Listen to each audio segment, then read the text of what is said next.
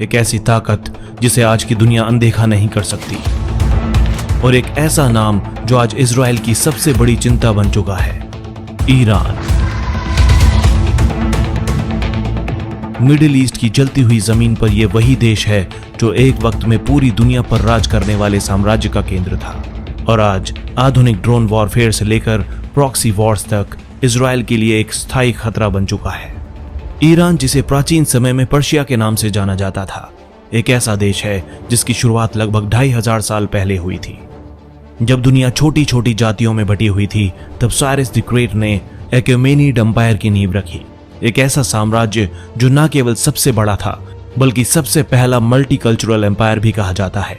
इसकी राजधानी थी पर्सेपोलिस, एक ऐसी नगरी जो आज भी अपने स्तंभों, दीवारों की नक्काशी और पत्थर पर उकेरे गए युद्ध दृश्यों से एक महान इतिहास की गवाही देती है। उस समय का धर्म था ज़ोरोस्ट्रियनिज्म, जिसने ड्यूलिज्म यानी अंधकार और प्रकाश की लड़ाई जैसे विचार दिए।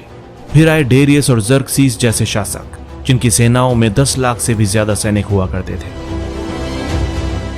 इतिहास में तो पर्शिया अपने समय की सुपर पावर था, लेकिन क्या आज का ईरान भी उतना ही ताकतवर और खतरनाक है? 1979 में ईरान में वो हुआ जिसने देश की दिशा ही पलट दी। इस्लामिक रेवोल्यूशन के बाद शाह ऑफ ईरान की पश्चिमी विचारधारा को उखाड़ फेंका गया और अयातुल्लाह खेमेनी के नेतृत्व में एक नई शिया इस्लामिक रिपब्लिक की शुरुआत हुई। ईरान अब अमेरिका और इजराइल से दूर होता चला गया। पहले दोस्त रहे ये देश अब दुश्मन बन गए। इस्लामी क्रांति के बाद ईरान की नीतियां धार्मिक कट्टरता और पश्चिमी विरोध के रास्ते पर चल पड़ी, जिससे वैश्विक राजनीति का संतुलन बिगड़ गया। आज का ईरान कन्वेंशनल यानी पारंपरिक सेना से कहीं आगे निकल चुका है। यहाँ की असली शक्ति है IRGC यानी इस्लामिक रेवोल्यूशनरी गार्ड कॉर्प्स, जो केवल सेना नहीं बल्कि एक आइडियोलॉजी है। कर्ड्स फोर्सेस का वो अंग है जो विदेशों में जमीनी ऑपरेशंस चलाता है, खासकर ईरान, सीरिया और लेबनान में। ईरान आज अपने ड्रोन टेक्नोलॉजी के लिए जाना जाता है। शाहिद 136 जैसे सस्ते लेकिन घातक ड्रोन्स रूस तक को सप्लाई किए गए हैं। बैलिस्टिक मिसाइल्स की बात करें तो फतेह, साहिब और सेजिल जैसे मिसाइल सिस्टम 2000 किलोमीटर से ज्यादा की रेंज तक मार कर सकते हैं। इसके अलावा ईरान की साइबर आर्मी भी अमेरिका और इजराइल के खिलाफ साइबर अटैक से जोड़ी जा चुकी है। पर मैदान में अकेला ईरान नहीं है, दूसरी तरफ खड़ा है इजराइल। इजराइल अपने आकार में छोटा है, लेकिन उसकी मारक क्षमता, रणनीति और तकनीकी सुपीरियरिटी उसे दुनिया की सबसे ताकतवर सेनाओं में से एक बनाती है।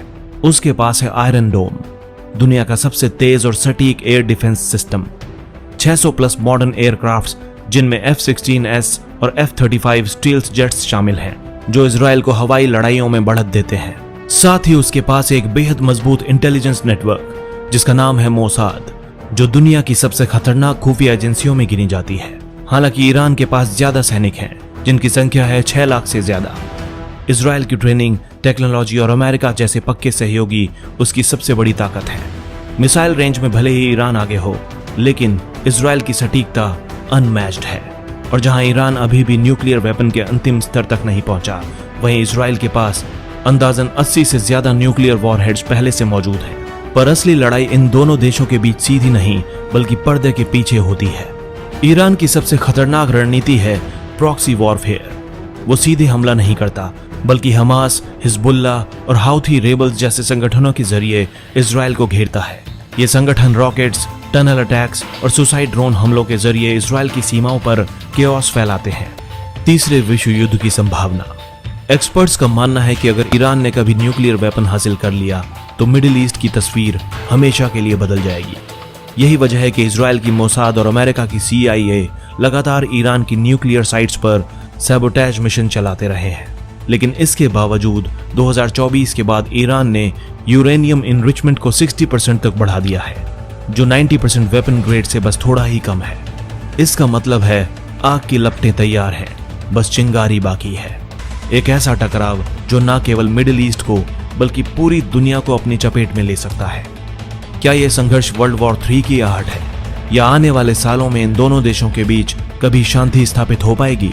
कमेंट करके बताइए और वीडियो को जरूर शेयर कीजिए ताकि ज्यादा लोग इस छुपी हुई लड़ाई की सच्चाई जान सकें।